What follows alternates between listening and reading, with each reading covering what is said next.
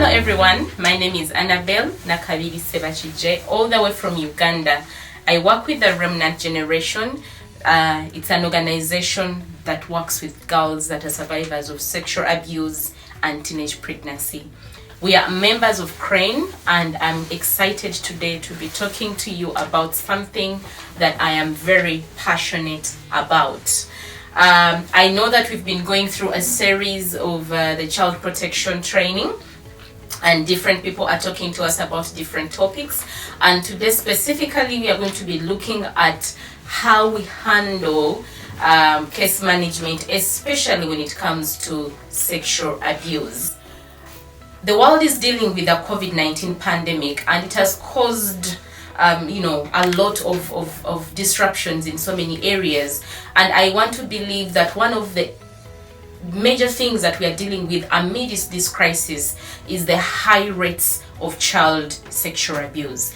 And as caseworkers, as child care institutions, as child protection officers, we are at the forefront in our communities, in our organizations, in responding and addressing these issues. And that is why I think it's very important that at such a time as this, we get to share together and learn, how do you handle these cases and how do you make sure that the child is getting appropriate support. Now, most of us get to hear about these cases through either calls or by observation, or just hearing allegations from people, or even reports from the media. And that is what I want to call the alert. There is always an alert. There is going to be an alert where you're going to be able to hear about the abuse that is happening. This abuse can be both internal, that means within our organizations, within our institutions, for some of us that have shelters, safe spaces for children, and it can also be external, where it is outside the confines of our institutions. It's either in the communities where we work, it is with the people that we serve. So there's going to be an alert. It is important that you watch out for the alert. Is it coming as an allegation? Is it a note that you're picking from the suggestion box? I assume that some of us have suggestion boxes, if not all of us, or a place, you have a way where you're able to provide a place where children or your staff can drop in a message anonymously without having to put their name or to even mention who they are. There is this place where they can drop in issues or suggestions. And for us at the Remnant Generation, we call it the suggestion box. So and everyone is welcome to drop in something that is whether it's feedback, whether it's an issue that they think is an issue of concern, and somebody has to be able to pick out those papers on a weekly basis, depending on how many are there. Maybe if there's so many, you want to pick them out every day, or once a week or twice a week, depending on what you have decided to do as an organization. So we are going to get the alert might come from there, from those boxes, from those places where when you're reading those papers and you're seeing, oh my goodness, there is a staff member that is alleged to be abusing a child, or there is a child that has written something, disclosed to you that they are being sexually abused. And you're also going to get the alert from the child protection committees. Under the framework of CRANE, we have trained different child protection committees in our communities, and these have local leaders, they have parents in the communities, they have people that are really working on issues of children and family within our communities. And these are the people that are on the ground and every day are interfacing with children, and they're hearing all sorts of issues coming up. So you're going to get an alert from the child protection committees, or you're also going to observe, sometimes you're going to observe a child, their behavior, you're going to observe they're withdrawn, you're going to observe they're not talking as they used to, always somebody's is going to show up, either bleeding, as and you can definitely see that there has been abuse going on, or you observe the behavior of the child and you get concerned as a child protection person, you get concerned and you want to probe more. So let us watch out for the alerts. It is very, very important that we are alert. We know that these things happen. They can happen every day, and we therefore cannot live as though we are not aware that they're happening. So watch out for the alerts.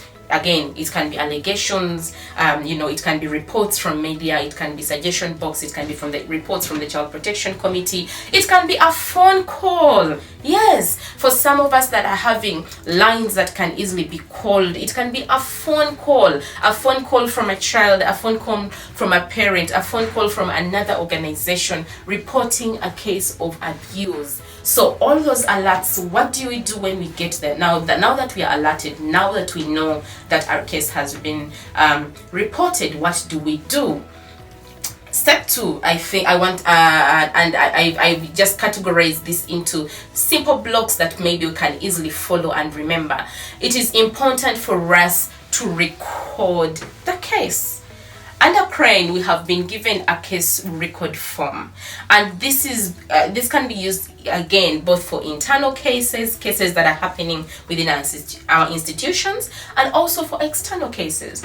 You can take up the form that CRANE has given, and you can modify it to fit your individual organization needs. Okay, because sometimes you want to capture more information and maybe the form does not provide for that space. So you can easily remodify it and tailor it to fit your individual organization needs. And what is on this case record form? You're going to be able to track where the case is coming from. Is it within the institution? Is it from the community? What is the name of the community? Is there a contact person? Is there a lead?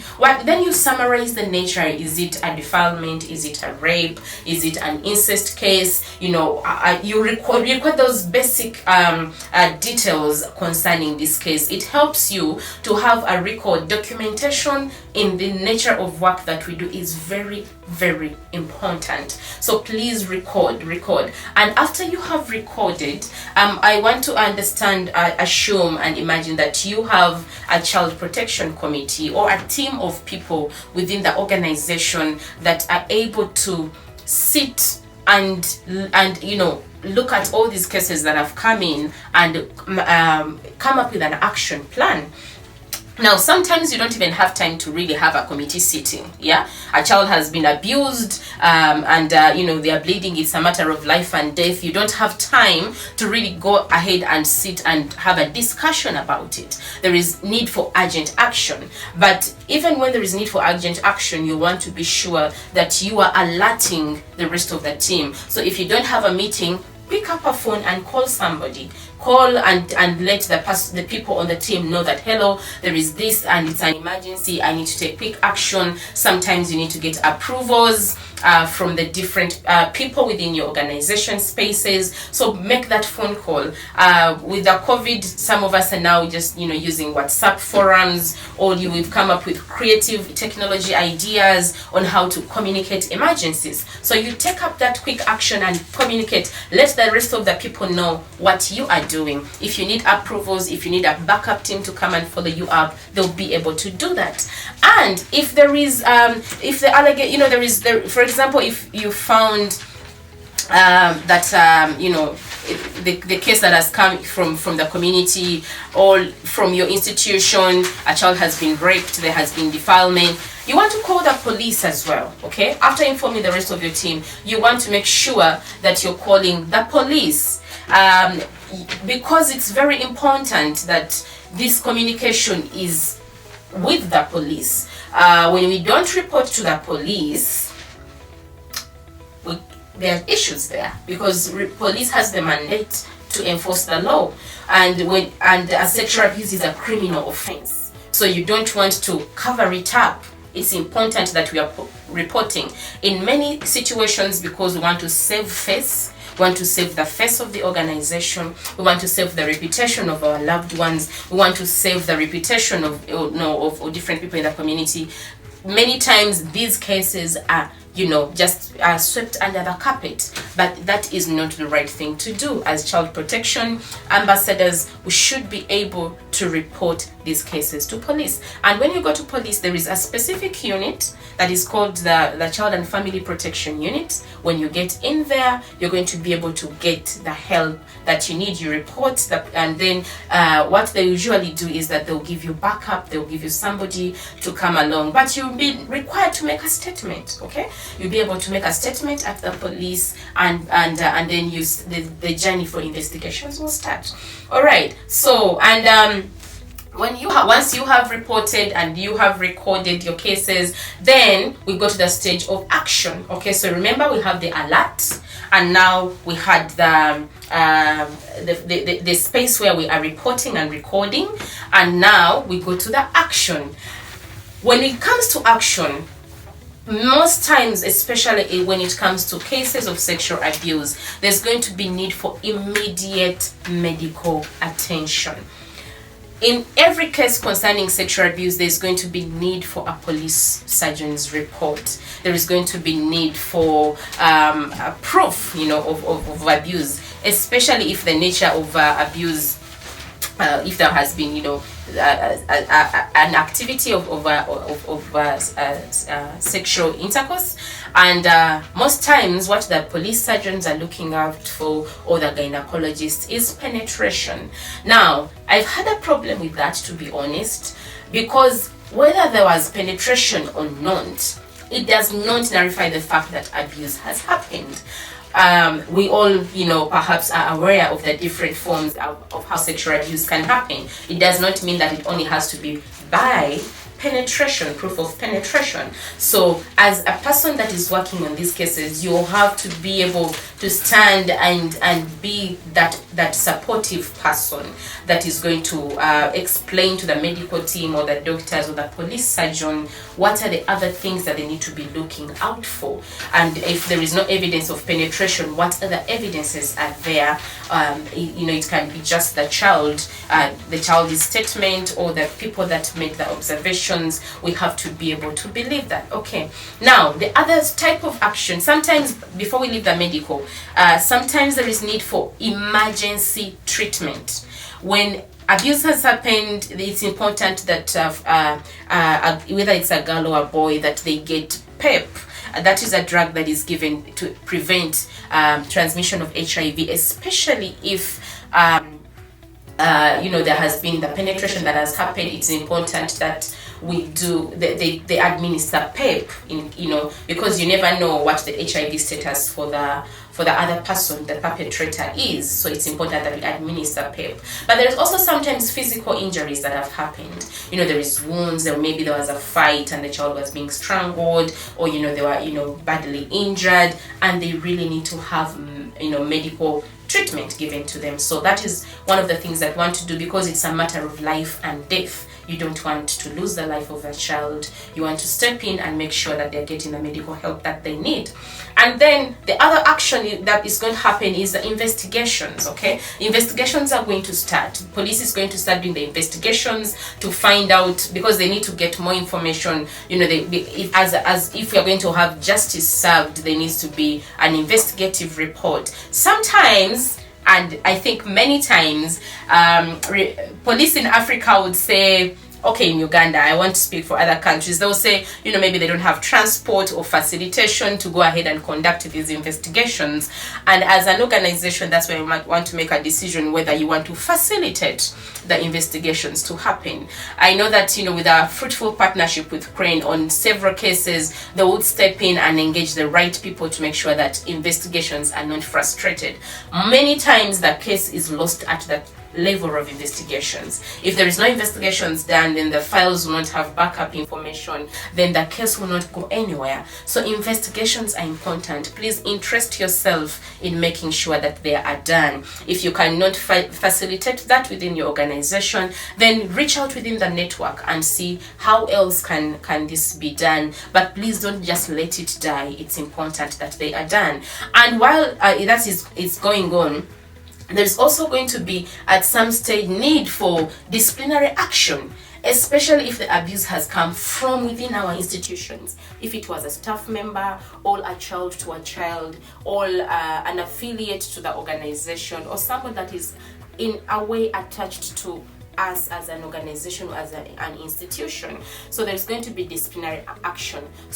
And this is important to make sure that investigations are not interrupted. Okay, so if, for example, it's a staff member, you may want to basically give them put them on hold as a staff, and that's suspension. Yes, that was the English word I was looking for, suspension. So the staff might be suspended, given a suspension, and this period can be determined by you, by your team, by your management team or the child protection team, for how long will this be. So they can be suspended, and they can be suspended for as long as the investigations are still going on.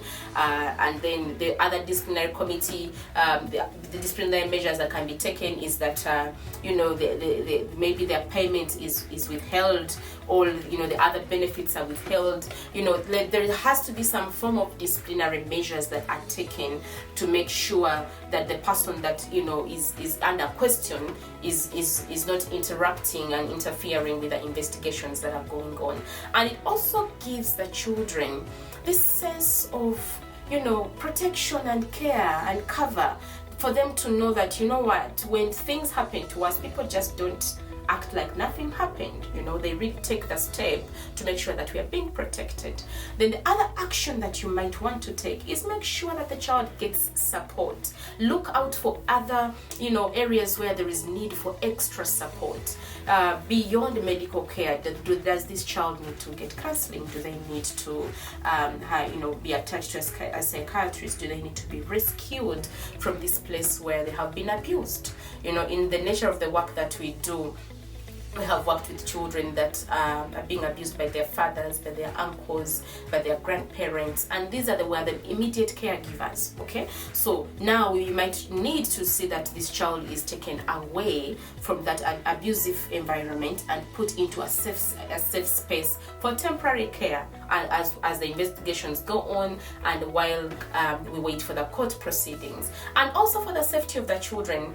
Sometimes, given the nature of the case and the court proceedings, they may need to be taken away from their communities. So you determine that as a team and decide what kind of extra support will the child need. And then the other question would be, do we have all the support? Maybe not. That is why it's important to network. That's where that network is very important. Then you look within the rest of the organizations within the network. Who else is available to provide the support services that you don't provide? Is it going to be a shelter? Who has a shelter for survivors of sexual abuse? Who is able to do the counseling, specialized counseling? Who is able to provide the others, the legal aid? Maybe within your organization you don't have the ability to follow this case all the way through the courts of law. So you reach out within the network and find out who else is available to provide these support services. And whether you have referred this case to another person, whether it is stayed within your organization, it's important that there is follow-up. Okay, you follow up on the progress of the case as it goes to courts of law, so that it's not lost. One of the things that is important for survivors of abuse is access to justice.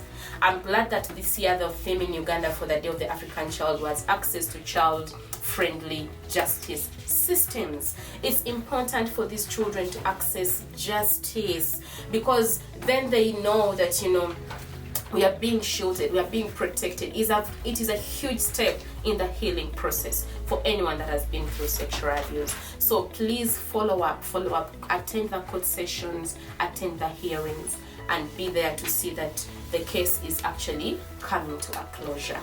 All right, so I hope that we are remembering the alert, the response and recording, and the action that we are taking. Now, I want us to look at what are some of the best practices when we are responding to abuse, disclosure of abuse. What are some of the best practices? Those things that are important to remember. Yeah, make sure that you remember these things. I am a survivor of sexual abuse. I was abused at the age of 13, and it was very difficult for me to come out and even talk about it, or even report this, what happened to me. And it was because the people that surrounded me that time, which were my close family members, didn't believe me. When I reported, no one believed me. So as a person responding to abuse, it's very important that you have the right attitude.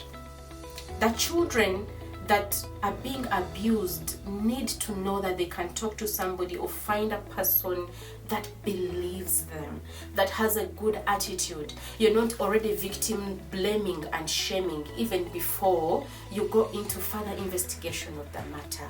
Okay, many children that don't get to be believed or to be heard, end up, and sometimes they just end up being bullied. They find friends within the institution, for example, their friends will make fun of them, or the caretaker, if it is a warden or if it's a teacher, they'll just make fun of them or bully them, and it just further shatters them.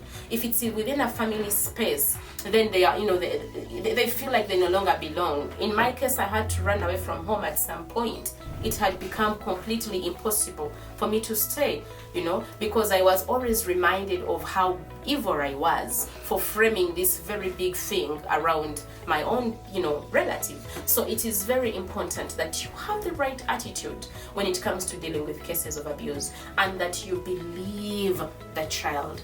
Believe them until they have been proven not guilty. Believe them.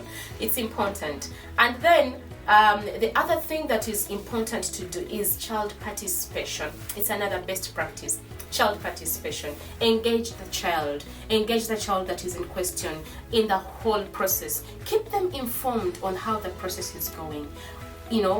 When they're going to be taken for medical examinations, or if they are going to go for further treatment, don't just come and pick them up and put them in a truck and just drive off. Take time to explain to them. Get to capture how they're feeling. Get to know how they're taking all this. What is running in their thoughts? What is running in their minds? Some of these children are contemplating suicide. They feel like it is too heavy for them to carry. So you want to be able to engage them, ensure there is child participation in the whole process. Most of the children, there is a report that was done in the UK when they were assessing when engaged different survivors, children that have been through abuse, and they were giving feedback, and they said that they felt loved and supported and helped when they were part of the process, when they kept on getting updates, and they were part of the process of case management. So don't leave them out. Get to hear their opinions, get to hear their fears, get to hear their worries, and watch out for the changes in the story, because sometimes there is a seventh story. Okay, sometimes there's a seventh. So watch out for the changes in story. Watch out for some other things that may come up, other developments within the story that are going to come up. So it is important that we have child participation while you get them to walk this journey of case management. And then look out for other children. If abuse has happened, for example, in a shelter, I'll start with that within childcare institutions. If it's happened within, and one child has reported being abused, it is possible, very possible, that other children are also being abused. So don't just have this one case and focus on that. Please take time to look out for other children. That should be able to push you to find out what else is going on within the home, what else is going on within your organization. And if it is within a family in the community, and that is where abuse has happened, then you also want to be sure that you're looking out for the other children. We are right now in the middle of a case that we started handling last week, of a mother of 4 children, the eldest being 15 and the youngest being 7. And this mother, because of the lockdown, there is this paternal uncle that has stayed with them in this season, because their workplace closed and they didn't have any work, so they moved to the village and started staying with them. But guess what?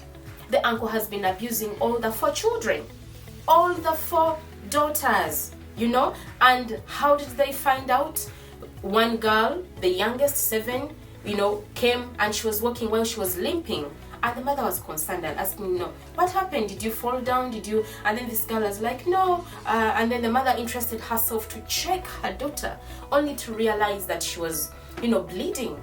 And then, you know, she asked her, what happened? Is anything hurt you? And then that's when the girl started, this poor little girl started narrating, you know, how this uncle took her to the banana plantation and just started sexually abusing her. And this mother was so, you know, outraged, and she went ahead and confronted the guy, and you know, they had a very bad exchange. This guy ran away, and then when the father of the children came back, they took the matter to the local leaders, and it ended up at police. And guess what? When we got to know that, you know, about this one child, we interested ourselves in finding out what about the other girls. And to our shock, all the 4 girls were being abused and intimidated never to say anything. You know, he always warned them and told them, don't dare say anything. If you say anything, I'll kill you. You know, there was lots of threat and all of that. And so when we took all the children for medical examination, you know, they were all being abused, and routinely. This was going on for a long time, and the parents had no idea. So please interest yourself. If there is one case of abuse, it is possible that there is other children within the same family or within the institution that are being abused. And the other thing is that also that a best practice while handling these cases is to make sure that you're looking out for the safety of your staff team. Yes, it's important that you're looking out for the safety of your staff team. And that is why, if you know that you don't, as an organization, you really don't have a program or a network that is handling issues of legal aid, that, you know, you don't have good support from police, that is why you want to bring in maybe an organization that has a bigger cover. So maybe you want to work with, you know, for example, here in Uganda, Crane has a full department that is dealing with case management. So if we feel like the case is too heavy and you know, it's going to put the staff lives at risk, it's going to you know, there is danger, there is threats for killing people, I mean, just push it to crime. Let them take it on, because they have all the cover from the DPP's office, from all the police officers and all that. It's important, because then at the end of the day, you don't want your staff dying. Sometimes case management comes with you know, arrests, comes with lots of emotions, so you want to be sure that your staff are safe. So if they're, for example, going to effect an arrest, they're not moving on a border, for example, or they don't have a police patrol, or they're not even doing the arrest themselves. And last but not least, compassion fatigue is real. Now, while we look out for the safety of the children, and we are engrossed in these, you know, cases, and we are making our doing our best to make sure that children are accessing justice, it's important that we also provide an opportunity and a space for our teams, our staff, to be able to get support. Like, while you're, you know, providing support and healing for others, the team needs support and healing for themselves. You know, you listen to these cases over and over again, and you just get traumatized yourself. So it is important that there is a support system, there is a support structure within our organizations, where the staff that are on the forefront of dealing with these cases on a daily have the opportunity to download somebody to pray over them, somebody to speak into their lives, somebody to encourage them, you know, somebody to remind them that, you know, they are doing an awesome job, they are, you know, they are amazing, and even give them, you know, a day off, or, you know, like, give them a break, because it can be very, very, very draining emotionally when you're dealing with cases of abuse. And this is something that we don't you know, usually think about. Many times we are pressed with targets, you know, if we have donor demands, if we have you know, we want to see that the numbers, we want to respond out of compassion. But think about as well the people that are doing that job, and make sure that they have a support system within the organization where they can be able to be rejuvenated, where they're also getting the counseling and they're getting equipped. Don't forget to talk for the children and also give them the opportunity to speak up. It's important that we are speaking up and we are advocating and we are speaking up on these issues, so that then we are able to get the right people to hear and to respond. Thank you so much for your time. Thank you so much for being a part of this and for committing to make sure that we are keeping children safe. Watch out for the alerts, record and report, take action. Don't forget that. God bless you.